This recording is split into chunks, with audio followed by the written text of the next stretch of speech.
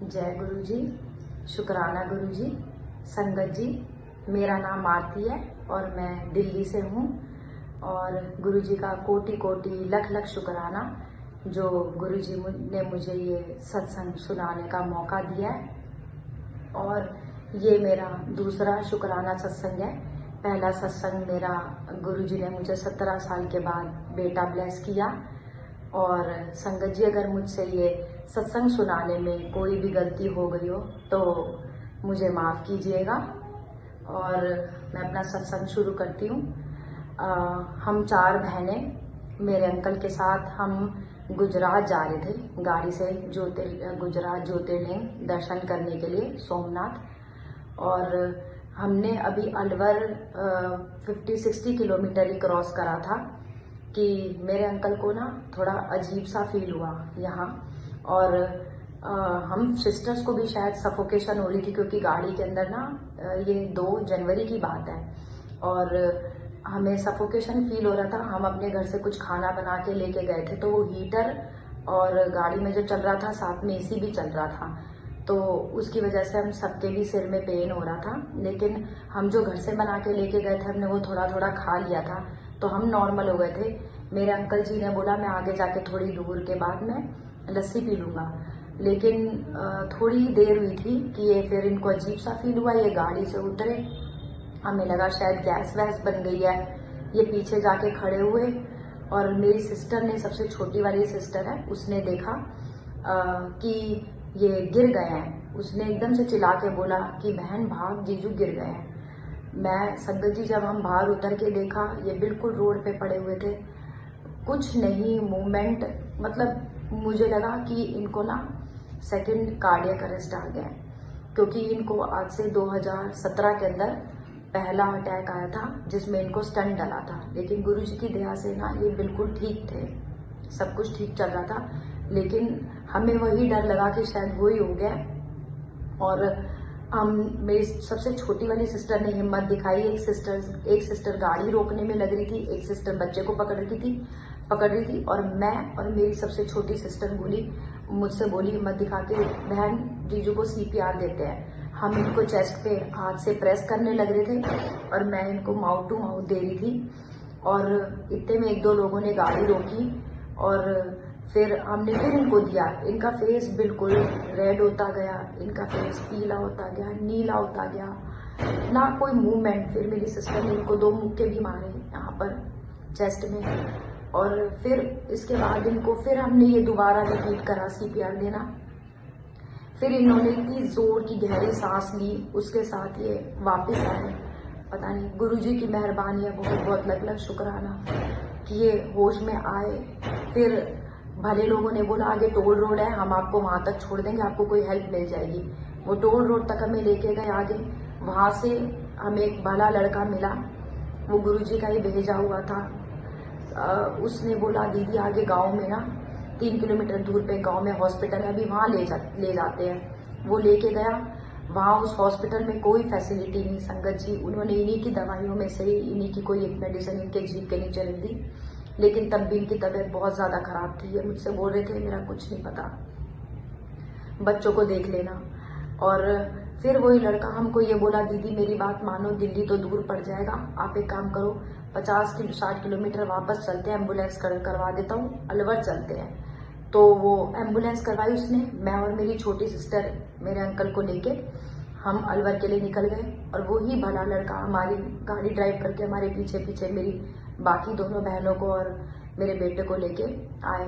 वहां जब गाड़ी में भी तब भी इनकी तबीयत खराब थी। हमारे साथ गुरु जी का जल प्रसाद और गुरु जी का छोटा पॉकेट स्वरूप हमेशा गाड़ी में रहता है। वही जब इनको होश आया था तो वो हमने इनको जल प्रसाद भी पिलाया था तब भी, और गुरु जी का स्वरूप इनके यहाँ पर रखा था। और तब भी कंटिन्यूसली हम इनको जल प्रसाद गाड़ी में पिलाते गए और उसके छींटे मारते गए कि ये बेहोश ना हो जाए। ये मेरे को बार बार कह रहे थे मेरा कुछ नहीं पता, बच्चों को देख लेना, शायद मैं बेहोश हो गया तो मैं उठ नहीं पाऊंगा वापस। लेकिन मैंने इन्हें बोला गुरु जी पे विश्वास है, हमें हिम्मत दिखाओ। और गुरु जी का स्वरूप अपने हाथ में पकड़े रहे। और ये बार बार जब थोड़े बहुत बेहोश होने लगते तो इनके मुंह पे गुरु जी के जल प्रसाद के छींटे मारते और थोड़ा थोड़ा हम पिलाते हुए कैसे तैसे हम 50-60 किलोमीटर एम्बुलेंस से उस हॉस्पिटल में आए। राजीव गांधी कैंसर हॉस्पिटल में। जब वहाँ उतरे तो वहाँ की हालात देख के बहुत ज़्यादा परेशानी हुई कि वहाँ कोई फैसिलिटी नहीं, ना कोई कार्डियक डॉक्टर, ना कोई बड़ी मशीन। मैं यूँ परेशान थी कि थोड़ा यूँ भी डर लगा। हमें गुरुजी का समझ में नहीं आता कि गुरुजी ने प्लानिंग कर रखी है, हम तो इंसानी चोले में। संगत जी, मुझे लगा कि हम किसी ऐसी जगह पे होती, दिल्ली गुड़गांव में तो बड़े हॉस्पिटल में तुरंत ले जाते, यहाँ क्या होगा। लेकिन कैसे तैसे उन लोगों ने एडमिट किया। उसी भले लड़के ने हमारा पेपर वर्क वगैरह सब कुछ करवाया, क्योंकि वो वहाँ के एरिया को सबको जानता था। वहाँ जाके इनको आईसीयू में शिफ्ट किया तो वहाँ जाके इनका पता चला बीपी 300।